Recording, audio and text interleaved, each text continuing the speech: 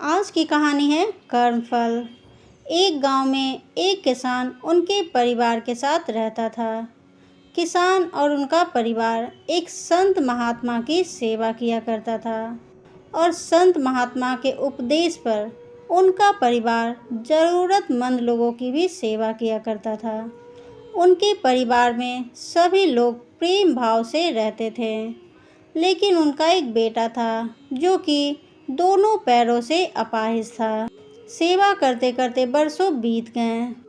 उसका परिवार कभी कभी यह भी सोचता था कि हम सब इतने प्रेम भाव से संत महात्मा और ज़रूरतमंद लोगों की सेवा करते हैं, फिर भी हमारे परिवार में इस बच्चे के साथ ऐसा क्यों हुआ?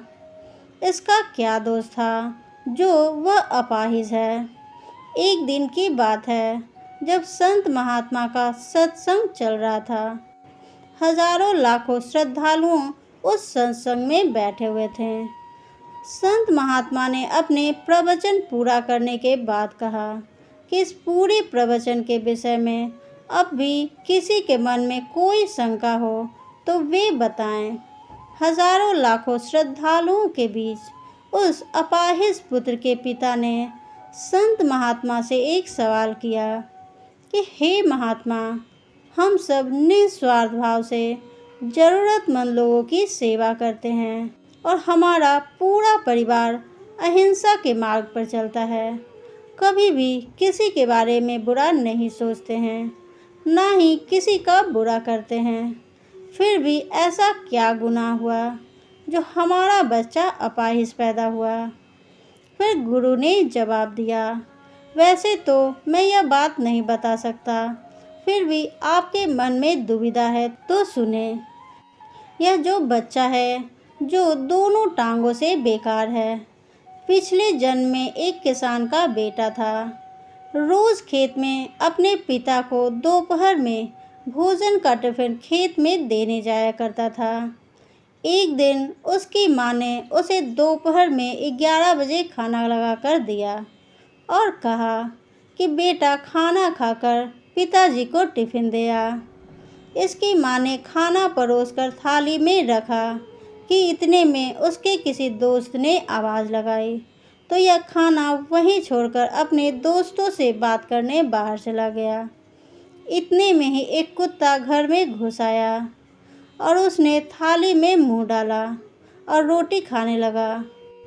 लड़का जैसे ही घर में वापस आया और कुत्ते को थाली में मुंह डालता हुआ देखकर पास ही में एक लोहे का बड़ा सा डंडा पड़ा हुआ देखा, तो उसने यह भी नहीं सोचा कि खाना तो जूठा हो चुका है।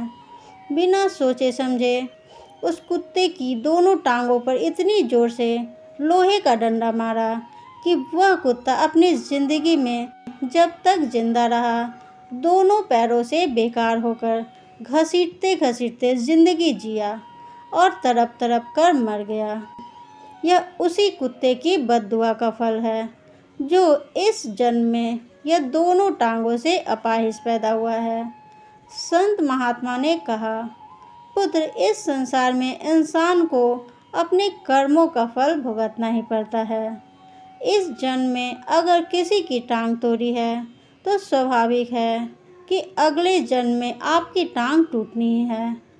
अगर आप किसी को नुकसान पहुंचाओगे तो आपका भी नुकसान होना ही है, इस जन्म में नहीं तो अगले जन्म में। इसलिए जो भी कर्म करें सोच समझ कर करें। आप अपने कर्म फल से नहीं बच सकते हैं। आप जहाँ भी जाते हैं, जो भी करते हैं, आपके कर्म ही आपको शांतिपूर्वक देख रहे होते हैं।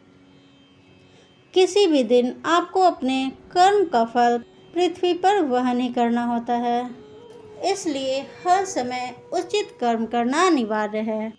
भगवान श्री कृष्ण ने गीता में कर्म को प्रधानता देते हुए यहाँ तक स्पष्ट किया है कि व्यक्ति की यात्रा जहाँ से छूटती है अगले जन्म में वह वहीं से प्रारंभ होती है।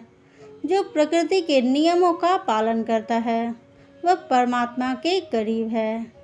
लेकिन ध्यान रहे, यदि परमात्मा भी मनुष्य के रूप में अवतरित होता है तो वह उन सारे नियमों का पालन करता है जो सामान्य मनुष्य के लिए है।